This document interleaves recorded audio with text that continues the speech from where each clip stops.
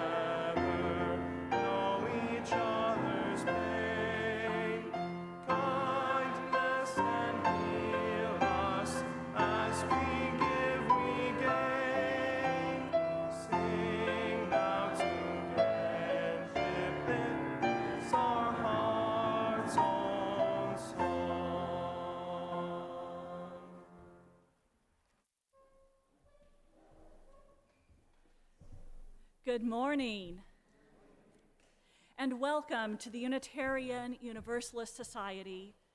We are grateful to gather for a time of inspiration, reflection, and connection. Whether you join us today with joy in your heart, weighted with burdens, or searching for meaningful connections, we are glad that you are here. I'm Reverend Diana Smith. My pronouns are she, her. I am a relatively tall white woman in my mid-40s with short curly white and brown hair, wearing my hands of many colors stole, and I'm standing in UUS's pulpit in the front of our sanctuary. This room and the adjoining religious education commons are filling with people of all ages.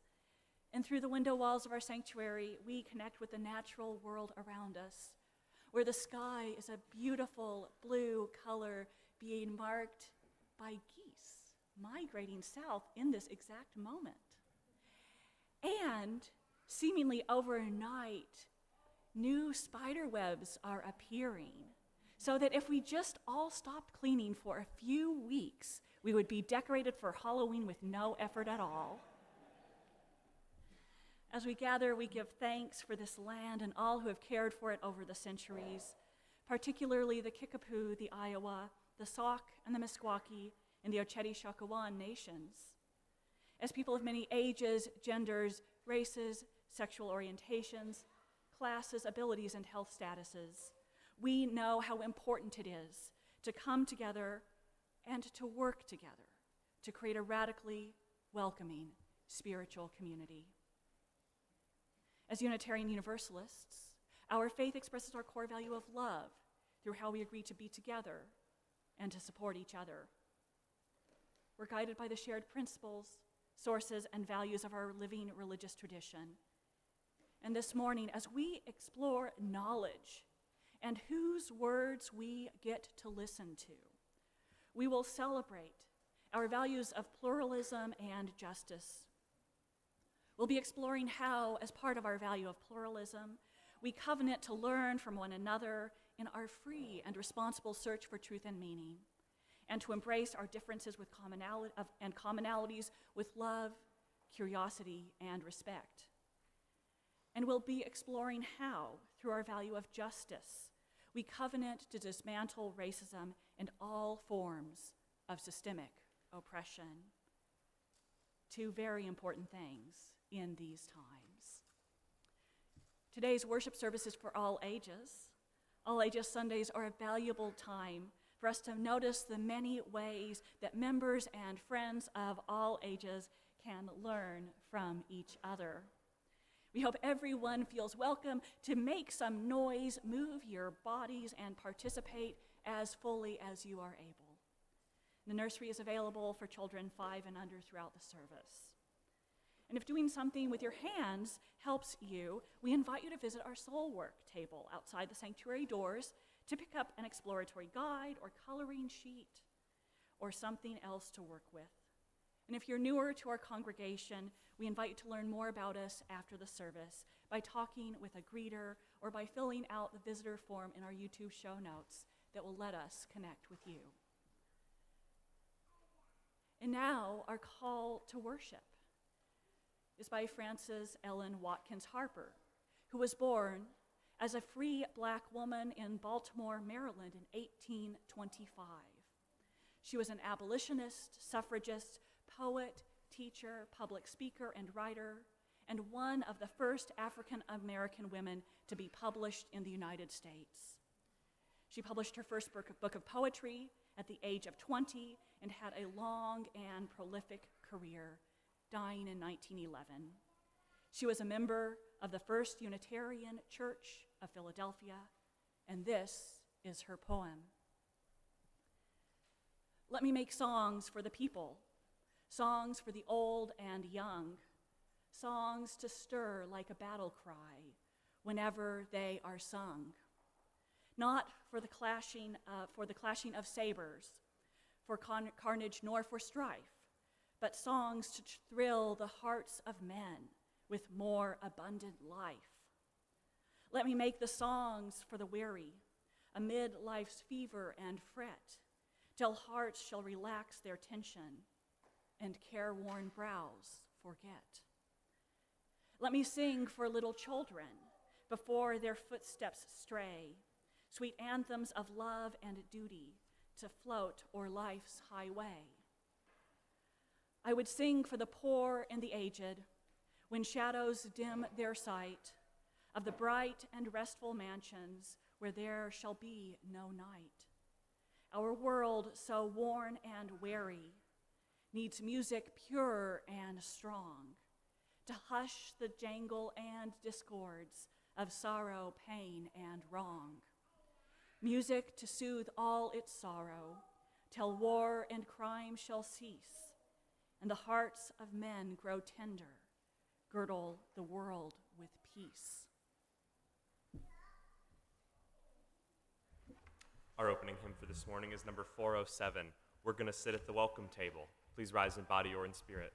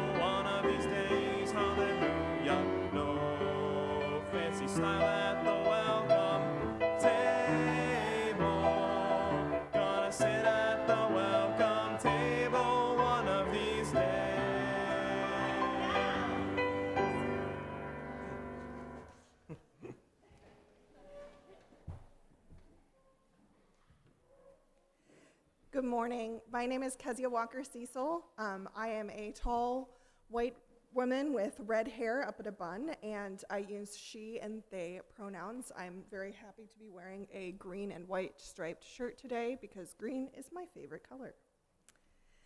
As Unitarian Universalists, we light a flame within a chalice as a symbol of sanctuary, safety, and hope, to unite us in our worship and to remind us of our ongoing search for the light of truth. Please join me in saying our chalice lighting words as Emil lights our chalice.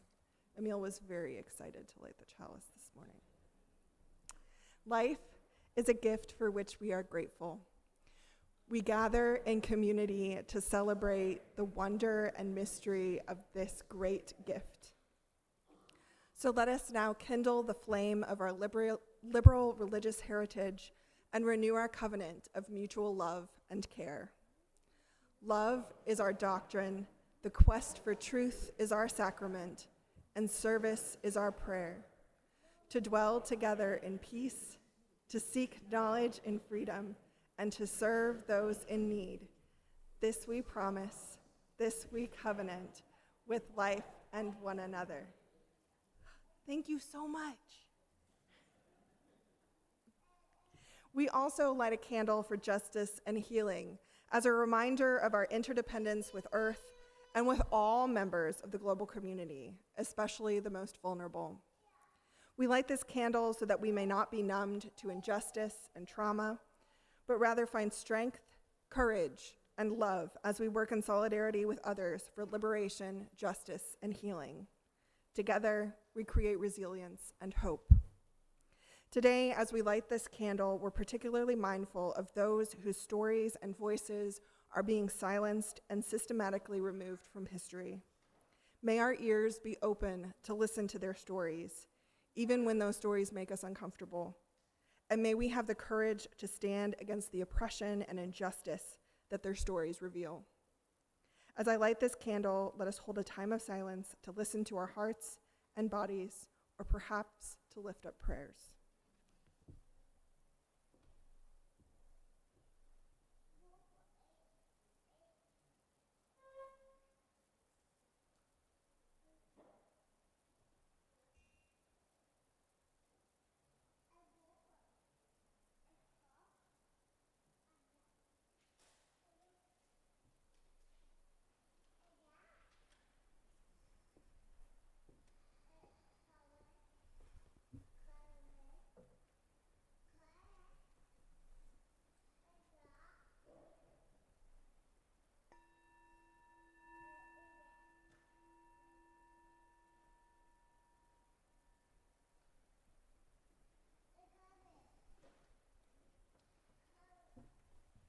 Just stay up here.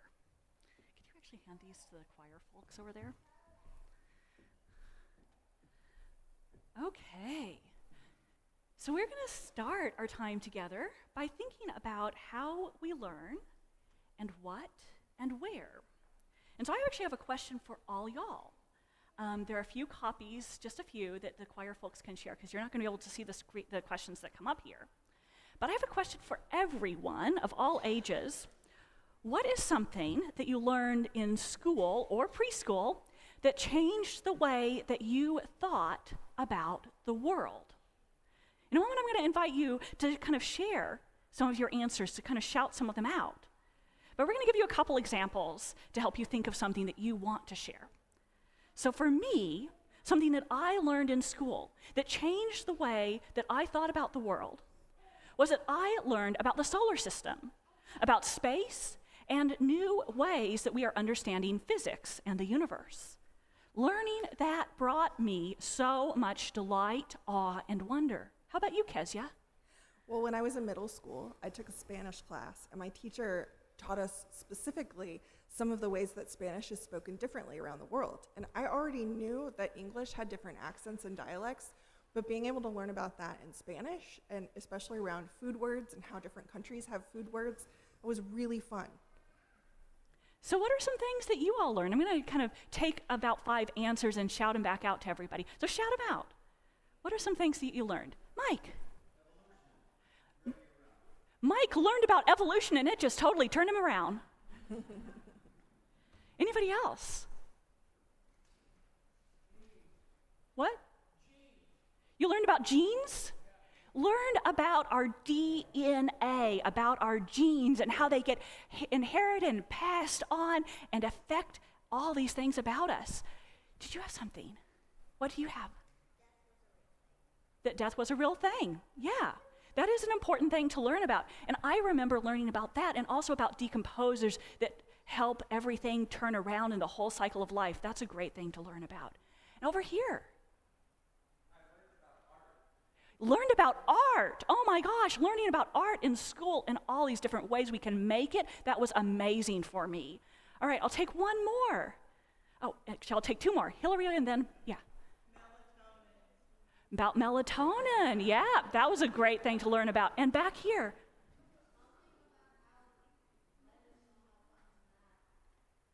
About how letters got into math. Was that it? Yes, about how letters got into math. Yes, thinking about algebra, about the different ways that we can figure out what things mean in the world and make all these calculations. Oh my gosh, I loved that. I also saw some people shaking their heads like, oh my gosh, I can't believe I had to learn that. But I loved that. All right. So second question, what's something that you learned about outside of school that you thought that changed the way you thought about the world or our history? And when you were surprised that you didn't learn about it in school. So I'm going to share mine first to help you think about yours, and I'm going to ask you to share some of yours. So when I was in college, I learned about the internment camps for Japanese Americans that the U.S. ran during World War II.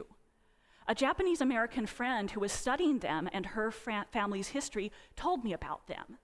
And later, I visited some of those sites. Or a different one is that while I learned a lot of science in school, in my generation, in my place, I did not learn about ecology or the science of how animals and plants and the earth are interdependent. In the science I learned, everything was disconnected. How's that? How about you, Kezia? So when I was in school, one of the things I learned about Native American food culture was about the three sisters, about corn and beans and squash. But it wasn't until later in life, I want to say within like the last 5 or 10 years, that I realized that all squash are indigenous to the Americas. And so things like there being special varieties of squash in Japan that are like specially developed there, and even the pumpkin that gets turned into Cinderella's carriage, these are all like elements of both Native American food culture and colonialism. Yeah. So how about you? What are some things that you learned about in school? All right, let's start over here at the choir.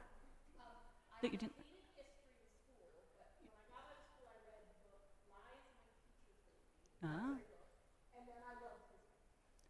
So, and I said that wrong because it's something you didn't learn in school, and Christine got it right because Christine shared with us that she hated history in school, but then when she got out of school, she read Lies My Teacher Taught Me, and that changed the way she thought about history, and she loves it now. All right, Sarah.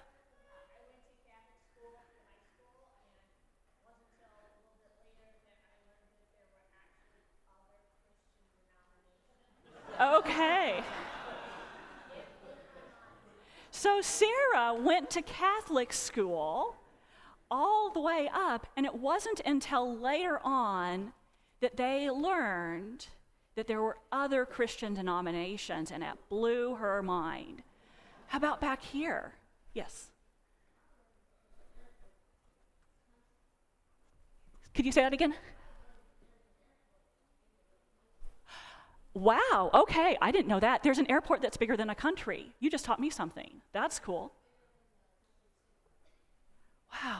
Wow, that's amazing. Kathy.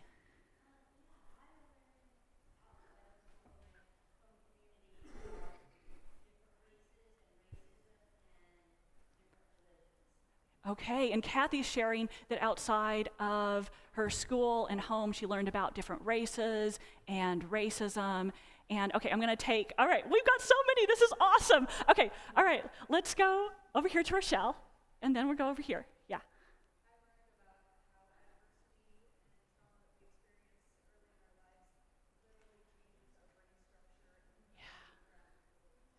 Yeah, so learning about how adversity and trauma that we experience in our life literally changes our brain structure. Thank you. That taxes or bills were a thing. Yes. Yes, those we learn about as we grow up. All right, I saw 1, 2, 3. Oh my gosh. Okay, 1, 2, 3, 4, and then 5. Okay, and 6. All right, and then we're going to stop. All right, who was 1? I don't know. Over here? Okay, yes.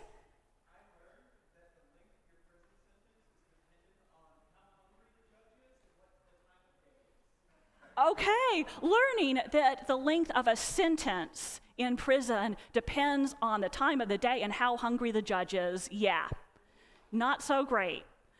Back. Learning that many of the founding fathers owned slaves. Yeah. The importance of play no matter what age we are. Totally. Totally. I love that one, especially. Was over here? Yes? Okay.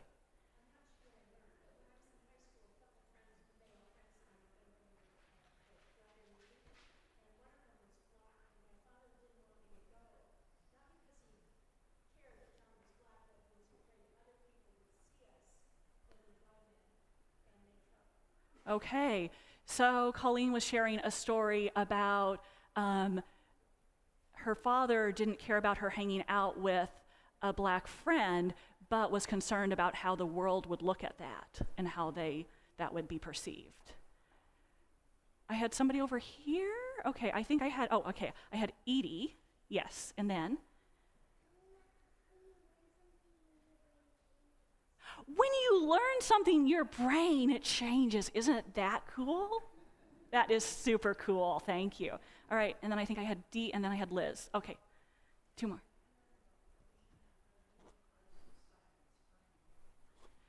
Oh, Rachel Carson's Silent Spring. Yes, so learning about pollution and how it affects things. And Liz. When I started off in school, we looked up anything in the encyclopedia, and that was our source. That was the Bible. Uh-huh.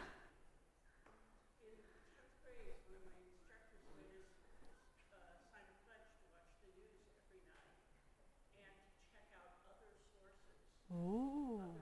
other people, and other publications. Oh, that's interesting. Okay, and what a great way to end this particular topic, because so Liz, as a kid, used to look up everything in the encyclopedia, and that was the definitive source.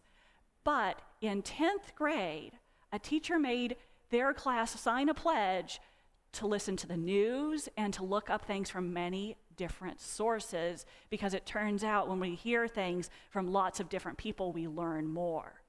That's awesome. Thank you for wrapping this part up so well, Liz. And I hope that y'all keep talking about these, because today we're reflecting on how we learn about things, whose stories we tell, and how that affects our sense of belonging. We're celebrating the people who help us learn about the diversity of human experience and the parts of our history that aren't shared as often, especially those people who are resisting efforts to censor information about our history and different types of people. This is especially important now because, as we know, some people in our government are making laws and are using their power to limit the information we have about our history, the ways different people live, and how we're affecting the environment, themes that a lot of y'all brought up.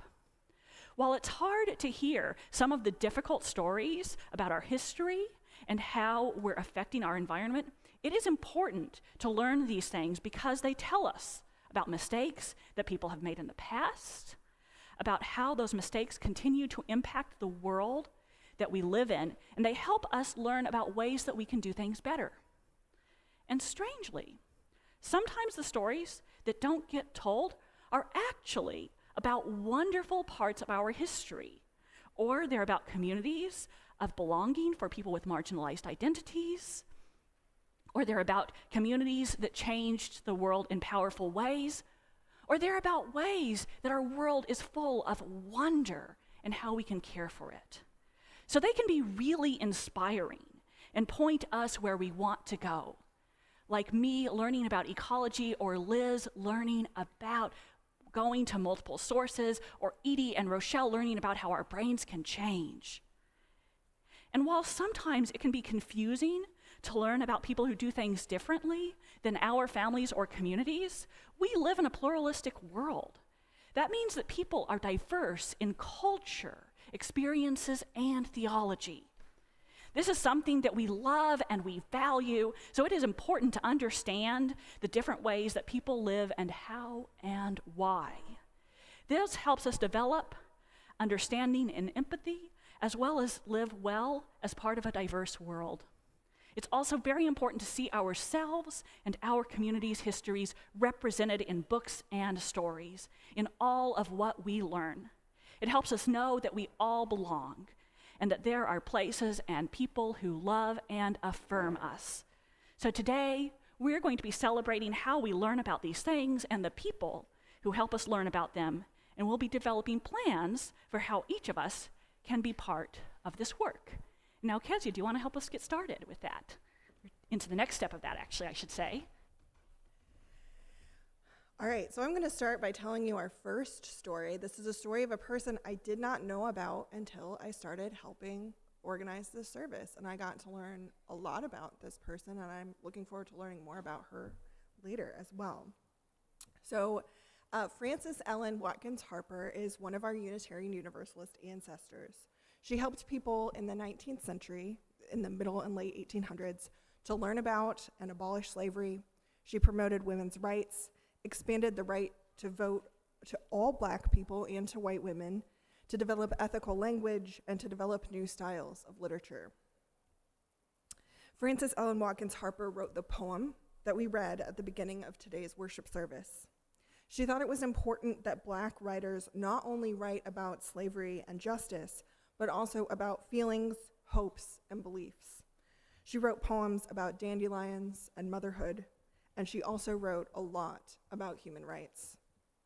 In order to understand Frances Ellen Watkins Harper's story, it's a very big name, it's important to know that when she lived, most young women and most Black people were not allowed to or were not able to attend school. Their writing wasn't published much at all, and they often weren't given the opportunity to speak in front of people.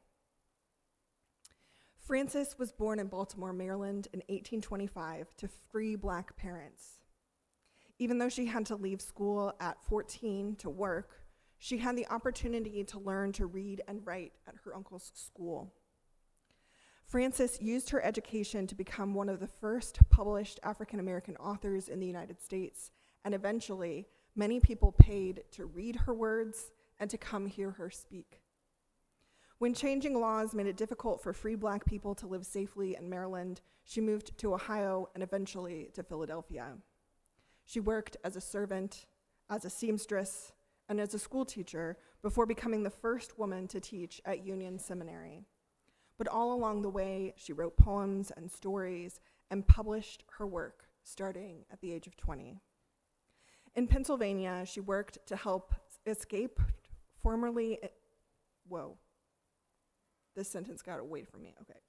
In Pennsylvania, she worked to help formerly enslaved people escape to move into Canada as part of the Underground Railroad. She also joined the First Unitarian Congregation in Philadelphia. By the time she was in her 30s, she was a full-time lecturer and activist, traveling and speaking widely about enslavement and abolition, human rights, women's rights, and racial and social justice. She married in 1860, but her husband died just a few years later, and she went immediately back to traveling and lecturing full-time. Her speeches were popular for white and Black people alike, and she spoke about many topics: the abolition of slavery, Reconstruction, the temperance and suffrage movements. She was also one of the organizers who helped found the National Association for the Advancement of Colored People, which we know mostly today as the NAACP. Many of the topics that Frances Ellen Watkins Harper wrote and talked about are difficult, emotionally, and politically charged topics. But she wasn't afraid to talk openly about injustice and about how people can work together to change the world for the better. She was quite popular in her lifetime, but much of her work was forgotten for most of the 20th century after her death in 1911. In recent years, Unitarian Universalists and other scholars have worked to highlight her life story and her writing as a truly remarkable author and activist. Frances Ellen Watkins Harper wrote, "We are all bound up together in one great bundle of humanity, and society cannot trample on the weakest and feeblest of its members without receiving the curse in its own soul." And so, despite and because of all the brokenness she witnessed and worked with, Frances Ellen Watkins Harper kept working with people and magnifying the wholeness that is always here, always present in all of us. Her story is important as we begin our time of learning about people who help us learn about the world, and especially about things that are censored. One of the ways that Frances Ellen Watkins Harper championed abolition was through founding a program called Free Produce. It was a movement that encouraged people to only buy food that was produced without slave labor. In little ways and in big ways, the choices we make impact the world around us. How we give, this is a seamless transition into the offering. How we give and what we do with our lives is a reflection of our values. In response to the abundance we are blessed with, every week this congregation donates generously to organizations in the community whose work aligns with our values and principles. Our community partner agency this month is Shelter House, which operates 60 supportive housing units and focuses on programs and support services that help hundreds of adults, children, and families who are homeless or at risk of homelessness to get back on their feet. In the sanctuary, all cash collected goes directly to our community partner agency and to the Community Common Fund. If you're writing a check, please use the memo line to designate the purpose as for our community partner, for your pledge, or a gift to support our operating expenses. You can follow the instructions on the screen to give online or via text. I also want to note that right now we're taking nominations for the agency who will receive our contributions beginning in January 2026. You only have until the end of this month to nomination agency, so please do that soon. You can find out more about this process and how to submit a nomination in the weekly email. Your offerings are a sign of your commitment to this congregation, which is completely supported by the generosity of all who join with us. As we give and receive the offering, may we be transformed by our giving, and may the world be transformed by our gifts. And if you brought books for the banned book offering, please bring those up after the offering basket has passed your row. We have a lovely table here with a bunch of banned books.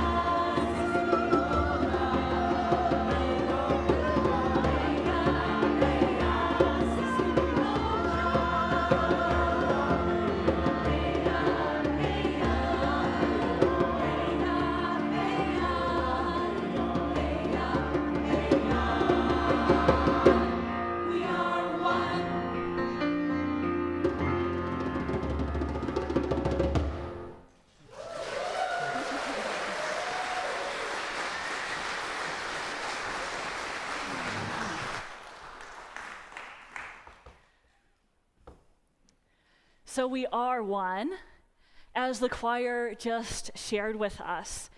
And there is work that we must do to understand each other better and in our beautiful diversity, and to live into better ways of celebrating that.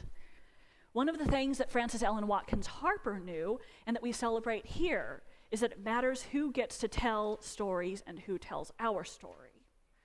Writers bring their own lives and perspectives into their work, into the stories that they tell. When we hear stories from writers with many different cultures and experiences, we're more likely to both be able to hear stories about our own experiences and to be able to learn about the lives of people who are different from us.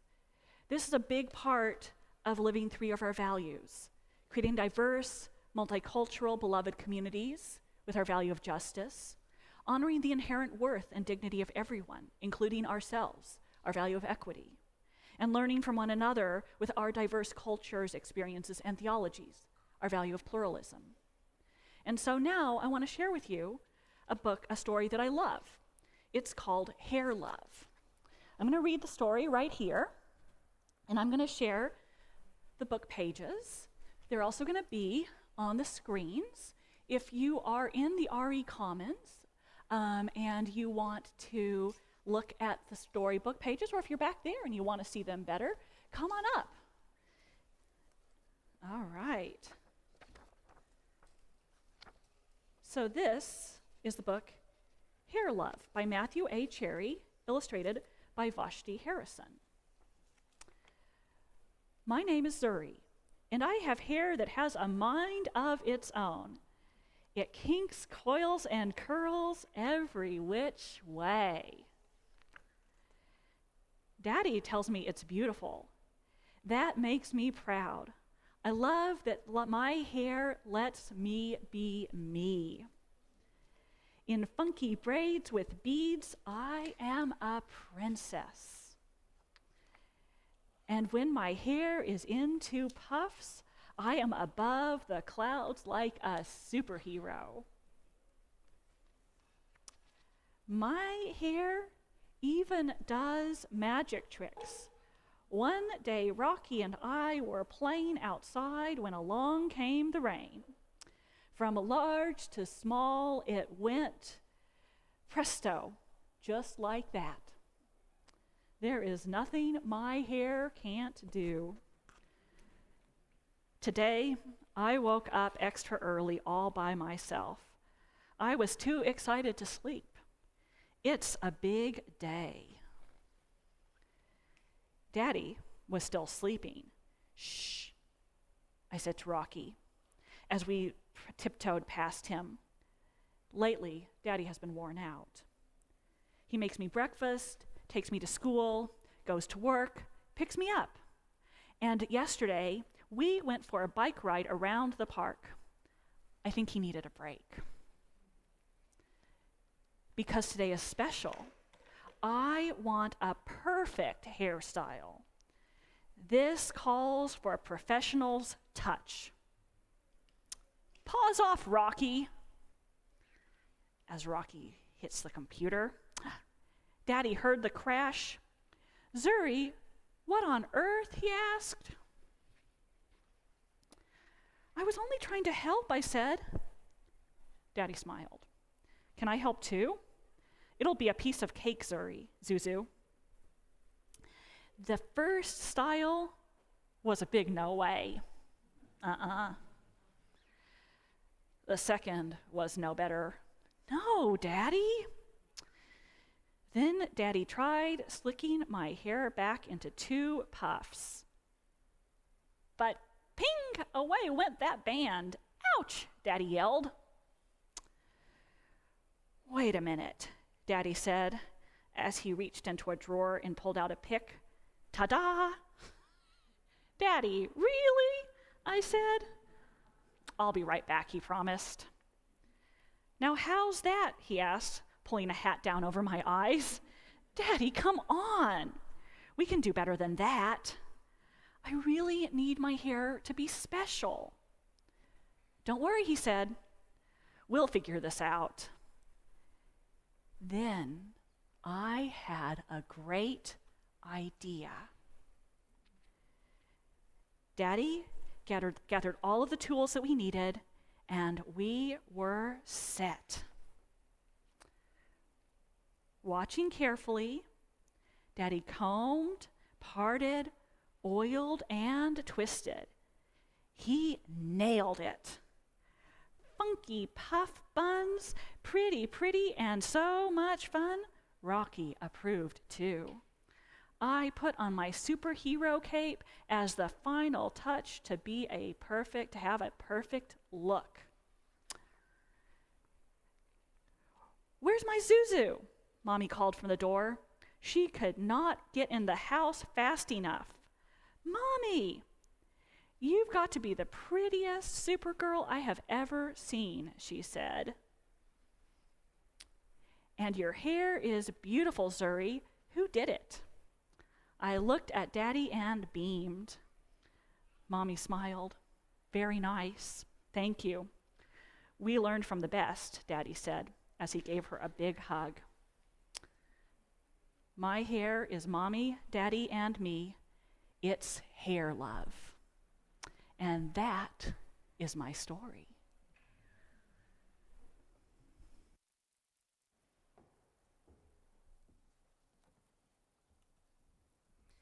I really love that story, Hair Love, because it's such a beautiful illustration about how we can take joy in the small moments in life and how these moments can build relationships. Part of living our Unitarian Universalist faith is nurturing these moments of joy, gratitude, and interdependence. As we enter into our time of meditation, contemplation, and prayer, we acknowledge the joys and sorrows of our congregation, both large and small. We do this by dropping stones into a bowl of water, symbolically immersing our personal joys and sorrows into the flow of all of life's joys and sorrows. The water surrounds and holds the stone, just as we are surrounded and held by the love and support of this congregation. For those who would like to share their joys or sorrows in conversation in a smaller venue, the Pastoral Care Associates will be leading a Compassionate Care Connection Circle in the Walnut Room immediately after today's worship service. These circles, which happen on the second and fourth Sundays, are opportunities to share with and support each other in our lives' journeys. If you are participating in our service elsewhere, you may wish to meditatively hold a stone, wash your hands, or meditate on an object near you. And now, if you are in the sanctuary and feel called to do so, please come forward and take a stone from the basket and place your stone in the water as we sing together.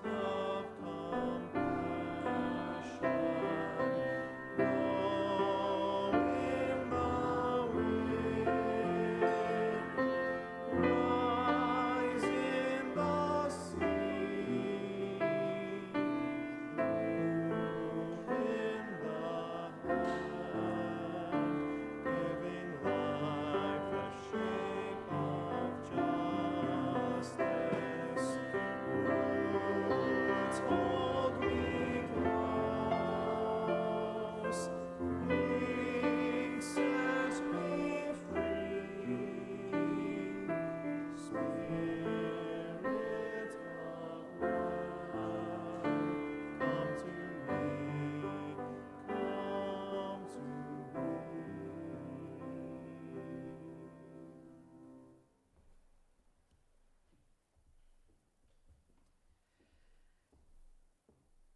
I invite you into a time of meditation, contemplation, and prayer.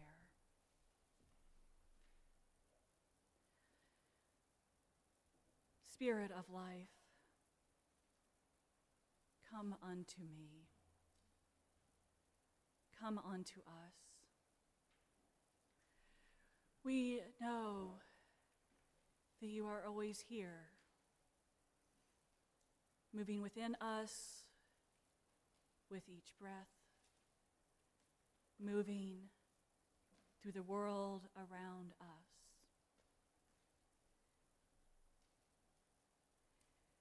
Help us in these moments where so much is so hard, and yet where so much is also so beautiful and awesome. To help ourselves deepen, to help ourselves take the next elegant step, make the next elegant move, while also finding the joy that deepens and sustains us. Help us connect each to the other and bring love and justice into our lives and the larger world. Amen. Blessed be.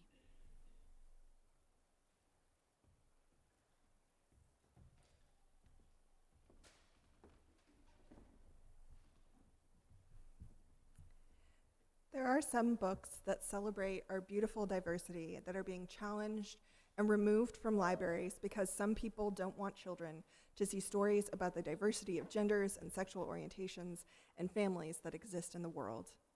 However, as an intrinsic and irremovable part of our Unitarian Universalist faith, we affirm that our diversity is sacred and beautiful, and that it is wonderful and beautiful to uplift and share the diversity of humans and families. And so I'm going to share another story with you that I love. It's called And Tango Makes Three, and it's one of the books that's been challenged and removed from some libraries, but it's also one of my favorite stories because it reminds me of one of my nieces who has a baba and a daddy. This book was written by Justin Richardson and Peter Purnell and illustrated by Henry Cole. The illustrations will be on the screens, and also Reverend Diana is going to be showing the pictures as well. In the middle of New York City, there's a great big park called Central Park. Children love to play there. It has a toy boat pond where they can sail their boats. It has a carousel to ride on in the summer and an ice rink to skate on in the winter. Best of all, it has its very own zoo. Every day, families of all kinds go to visit the animals that live there. But the children and their parents aren't the only families at the zoo. The animals make families of their own. There are red panda bear families with mothers and fathers and furry red panda bear cubs. There are monkey dads and monkey moms raising noisy monkey babies. There are toad families and toucan families and cotton-top tamarin families too. And in the penguin house, there are penguin families. Every year, at the very same time, the girl penguins start noticing the boy penguins, and the boy penguins start noticing the girls. When the right girl and the right boy find each other, they become a couple. two penguins in the penguin house were a little bit different. One was named Roy, and the other was named Silo. Roy and Silo were both boys, but they did everything together. They bowed to each other and walked together. They sang to each other and swam together. Wherever Roy went, Silo went too. They didn't spend much time with the girl penguins, and the girl penguins didn't spend much time with them. Instead, Roy and Silo wound their necks around each other. Their keeper, Mr. Gramsay, noticed the two penguins and thought to himself, "Oh, they must be in love." Roy and Silo watched how the other penguins made a home. So they built a nest of stones for themselves, and every night Roy and Silo slept together, just like the other penguin couples. And every morning, Roy and Silo woke up together. But one day, Roy and Silo saw that the other couples could do something they could not. The mama penguin would lay an egg. She and the papa penguin would take turns keeping the egg warm until finally it would hatch, and then there would be a baby penguin. Roy and Silo had no egg to sit on and keep warm. They had no baby chick to feed and cuddle and love. Their nest was nice, but it was a little empty. One day, Roy found something that looked like what the other penguins were hatching, and he brought it to their nest. It was only a rock, but Silo carefully sat on it and sat and sat. When Silo got sleepy, he slept, and when Silo was done sleeping and sitting, he swam, and Roy sat. Day after day, Silo and Roy sat on the rock, but nothing happened. Then Mr. Gramsay got an idea. He found an egg that needed to be cared for, and he brought it to Roy and Silo's nest.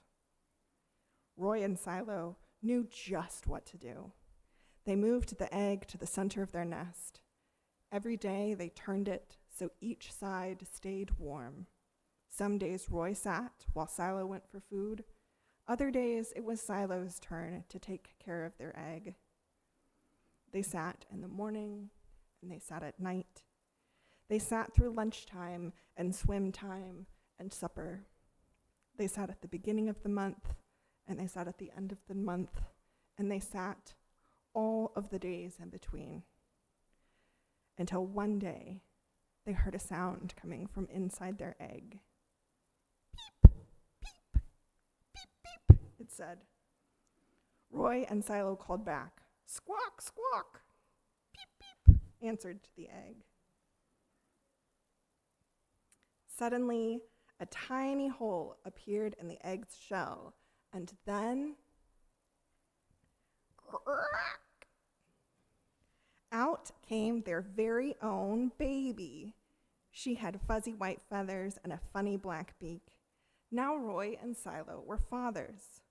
We'll call her Tango, Mr. Gramsay decided, because it takes two to make a tango. Roy and Silo taught Tango how to sing for them when she was hungry. They fed her food from their beaks. They snuggled her in their nest at night. Tango was the very first penguin in the zoo to have two daddies. Soon, Tango grew strong enough to leave the nest. Roy and Silo took her for a swim, just like all the other penguin families. And all the children who came to the zoo could see Tango and her two fathers playing in the penguin house with the other penguins. Hooray, Roy! Hooray, Silo! Welcome, Tango, they cheered. And at night, the three penguins returned to their nest. Here, they snuggled together, and like all the other penguins in the penguin house, and all the other animals in the zoo, and all the families in the big city around them, they went to sleep.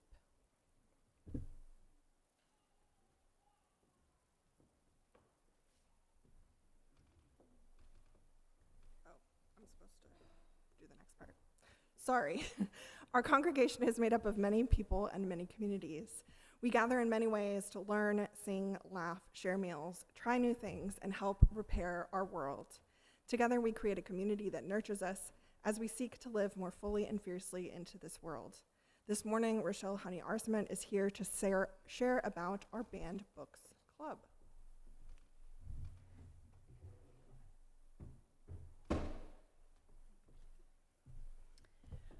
So, good morning. My name is Rochelle Honey Arcement. My pronouns are she and her. I'm a short, white woman with long brown hair, and I'm wearing a navy shirt and a long skirt. So today I'm here to talk with you about UUS's Banned Book Club.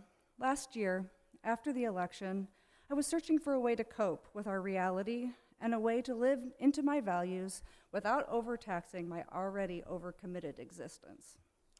While I was grieving from the turn of the events myself, I was also supporting my clients in my therapy practice and my family through their grief, all whilst keeping a smile on my face and staying emotionally regulated for the preschoolers at the school I work for, because most of them had no idea what was happening and had their own emotional needs that needed tending.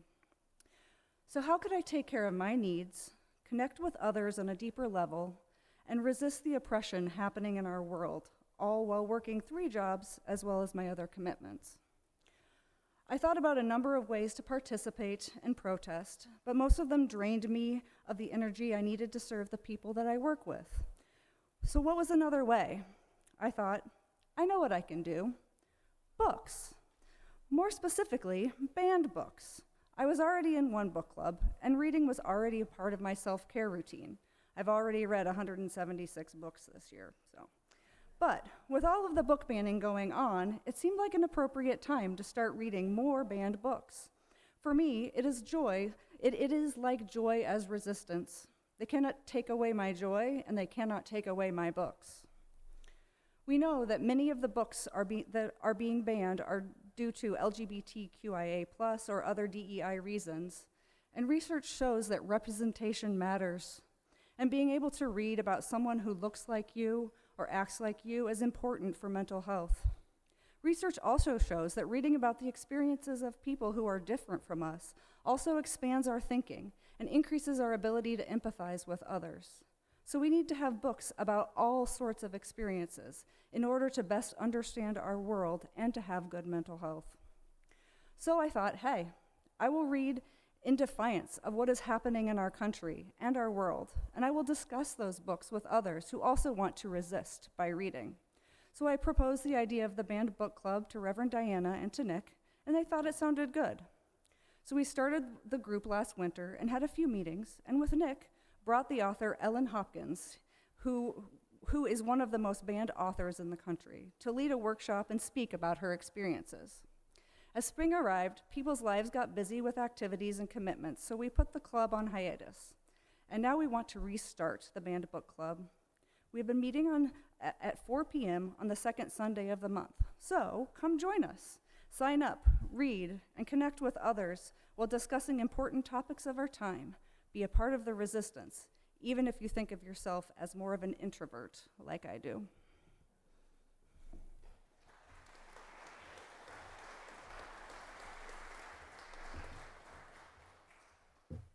Thanks, Rochelle. I hope many of you will start thinking about start joining. Don't just think about it, join it, the Banned Book Club. Today, we've gotten to think a lot about the stories that are important to us, who tells them, and how that creates a sense of community and belonging. There are some larger ways that this congregation is involved with helping make sure that even as state laws change and important information about Black and Indigenous history in Iowa, gender identity and sexual orientation, and climate change can't be taught in public schools, that information is still available to people. This includes things like the Banned Book Club, and also teaching Our Whole Lives, our comprehensive and holistic sexuality and spirituality curriculum for all ages, teaching mosaics classes for all ages, teaching trans inclusion classes, and helping develop a freedom school that will be piloted next summer. If you want to get involved in leading or participating in any of these, please talk with Rochelle, Nick Kaplan, intern Madison Colquette, or the Radical Welcome Team lead Nick Kwanda Hood, or me. And now we want to invite you into sharing important stories with the wider community in a very concrete and immediate way. In our cities and in our county, there are book deserts, areas where there is limited access to books. And here we have a lot of books with amazing, diverse, and banned stories. Nick Kaplan, our Director of Lifespan Religious Education, who isn't here today, has provided us with the maps that the ushers are about to pass out with you. And in the next few minutes, while Xinghui plays, I invite you to come up, grab a book, look at your map, and develop a plan for taking some of these books to the areas to leave, to these areas that are marked to leave in a little free library. You might work with some of the people around you. You'll have to because there aren't enough sheets of paper for all of you. You might work with some people around you to develop a plan together. And then after today's service, go live our faith by distributing some of these books. Xinghui.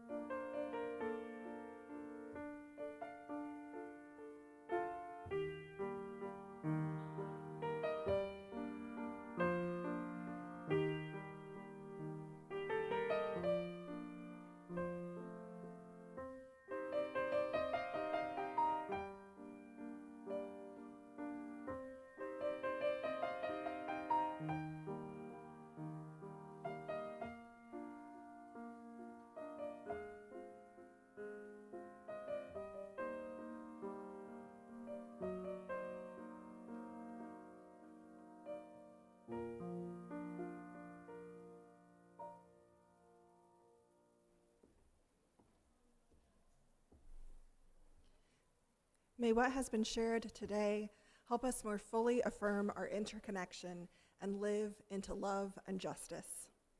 After the service, we will gather in the fellowship hall and outside for conversation and community. If you're a newcomer, we hope you'll grab a snack and then sit at a table at any table so folks can join you in some conversation. After today's service, the pastoral care associates will be leading, I'm having trouble reading, I'm sorry. After today's service, the pastoral care associates will be leading a compassionate connection circle in the Walnut Room, which is right back here, immediately after today's worship service.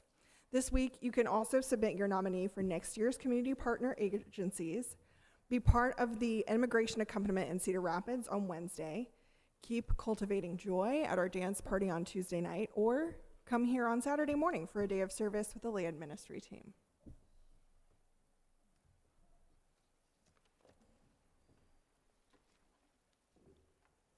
Our closing hymn for this morning is number 1023, Building Bridges. Please rise in body or in spirit.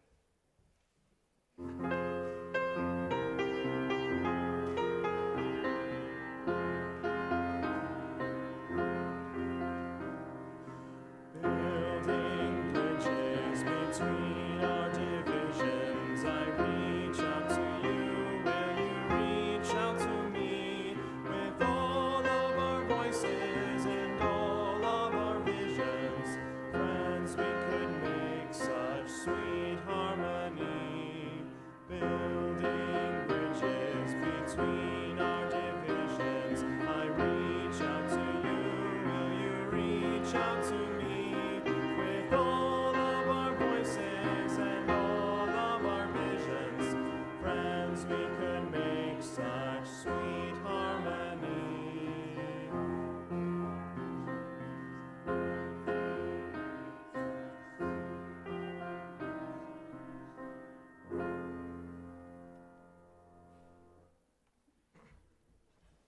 Please join me in the words for extinguishing our chalice. We extinguish this flame, but not the light of truth, the warmth of community, or the fire of commitment. All these we carry in our hearts and in our minds until we are together again.